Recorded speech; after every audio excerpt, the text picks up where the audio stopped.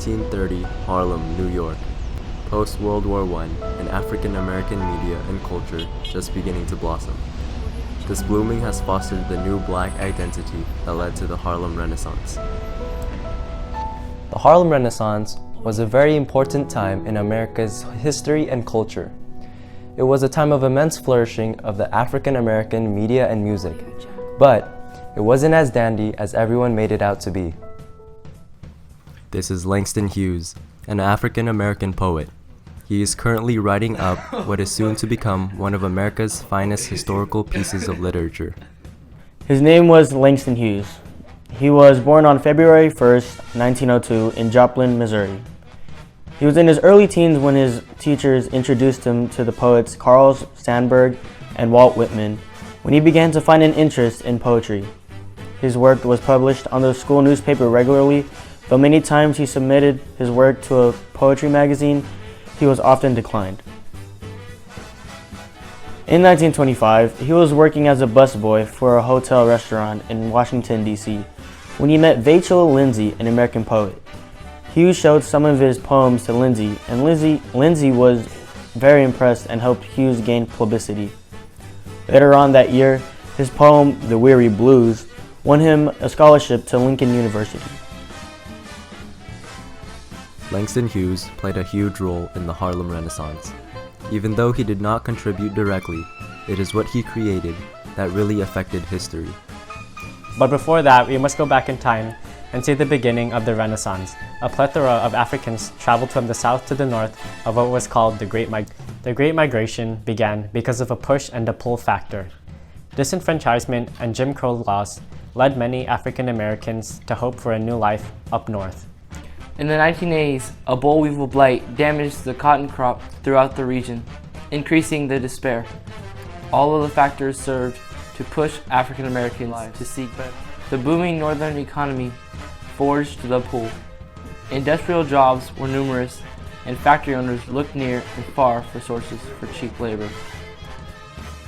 So the Great Migration brought over 1 million African Americans to northern urban cities. So the job openings gave African Americans the incentive of the weevil in southern cotton farms. This was a push factor in the Great Migration.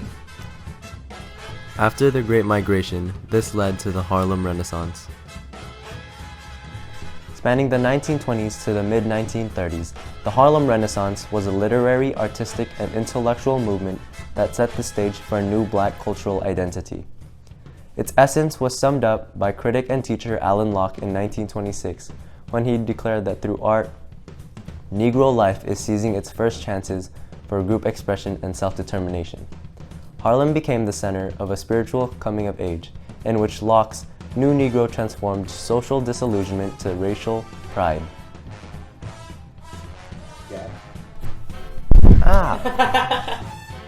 The Harlem Renaissance gave birth to multiple historical figures we know today, and they helped propel African American culture and media. So a huge influential figure at this time was Florence Mills. Florence Mills was born in Washington, D.C. on January 25, 1896. She was a huge influential dancer and singer during this time of the Harlem Renaissance. She made her first debut at the age of 5, being known as Baby Florence. Another influential person was Cab Calloway. Cab Calloway was born December 25, 1907 in Rochester, New York. He grew up in Baltimore, Maryland. That's where he first started singing. He decided to move to Chicago, Illinois. In Chicago, he studied law at Crane College, but his main focus was still music. Calloway was performing at Chicago Sunset Club, and he met Louis Armstrong. Armstrong tutored him through the art of singing. In 1908, Calloway decided to move on with his career and make a band named the Alabamians. The next year, he moved back to New York, when him and his band got a gig at the Cotton Club. They became regular performers and came out with their hit song, Minnie the Moocher. They started to get more famous and started to tour around the whole world, paving the way for upcoming African American singers. The Cotton Club was the premier jazz venue of the 1920s New York. While almost all the club's performers were black, almost all the patrons were white, and so, jazz and the arts of Harlem Renaissance gained exposure and then became part of mainstream American culture. Our next figure is Alain Locke. Alain Locke, the first African American to win a Rhodes Scholarship. Without his backing, many black artists of the 1920s and 1930s might never have achieved the degree of success that they did. Locke's The New Negro, an interpretation, helped to launch the career of writer Langston Hughes. Locke believed that black art and literature should not conform to the standards dictated by whites, but rather that black artistic expression should reflect the African heritage and portray African American life realistically and without sentiment. The Harlem Renaissance spanned nearly 2 decades of American history, starting with the end of World War I and lasting through the 1930s. The African American community experienced greater prominence and respect during that time due to the achievements of several notable authors, educators, and politicians.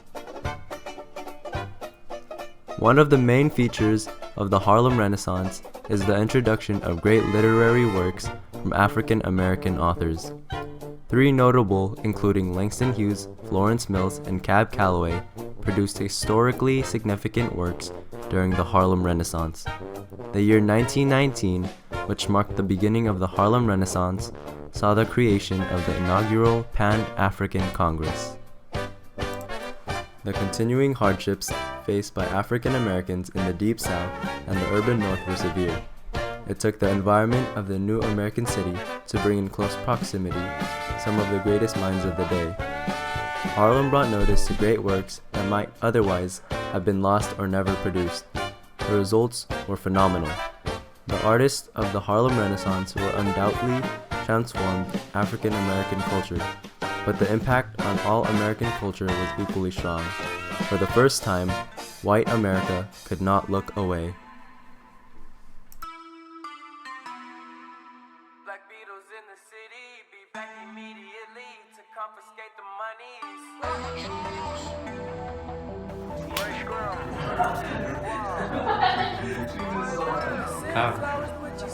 Not very big. It's recording. The beginning of the Renaissance. A plethora of Africans traveled from the south to the north of what was called the Great Migration. You're supposed to go like this. So a huge influential figure at this time was Florence Mills. Influential. Do that.